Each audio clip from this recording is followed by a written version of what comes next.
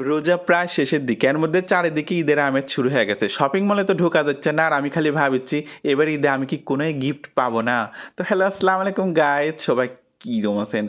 ইফতারের সময় শরবত, ফল-ফ্রুট এগুলা খাই আমি বরাবর নামাজ পড়ে রেস্ট লিই। আর পরে আমি ছোলা পেঁয়াজু, বেগুনি এগুলা খাই।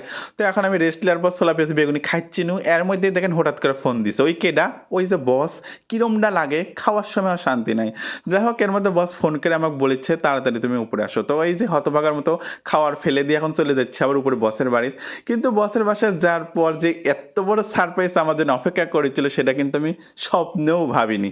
মানে এলিয়েন প্লাস এলিট মানে ২ টা সারপ্রাইজ। আমি তো পুরাই টাসকি খেয়ে গেছি। আর আসলে সত্যি কথা বলতে আমার বসকে কিন্তু আমি ভাইয়া বলেই ডাকি। আর ভাইয়া কিন্তু আমাকে একদম বস নিজের ছোট ভাইয়ের মতোই ভালোবাসে আর আমিও বড় ভাইয়ের মতোই ভালোবাসি প্লাস শ্রদ্ধা করি। তো যাই হোক এর মধ্যে পাঞ্জাবিটা দেখে তো আমি পুরাই অবাক হয়ে গেছি। মানে ভাবিচ্ছি মানে আসলে কিন্তু আরেকটা কথা কি জানেন? আমি কিন্তু ইচ্ছা করে এখন পর্যন্ত শপিং করতে যাইনি মজার কথা। কেন জানেন? আমি যদি আগেই কিছু কিনে ফেলি পরে যদি আমি গিফট না পাইতাম তাই। তো যাই হোক এর মধ্যে বস আমার জন্য তো সুন্দর মানে একটা না ২ টা গিফট আনছে। মানে আমি তো চরম খুশি হয়ে গেছি।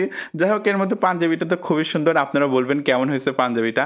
আর এই শার্টটা তো একদম মানে আমি কি বলবো? মানে ঈদের পর ট্যুরে যাওয়ার জন্য পারফেক্টলি একটা শার্ট মানে আমার তো খুবই পছন্দ। মানে আমি কি বলবো আসলে? অনেক, অনেক থ্যাংক ইউ ধন্যবাদ ভাইয়া প্লাস আমার বস।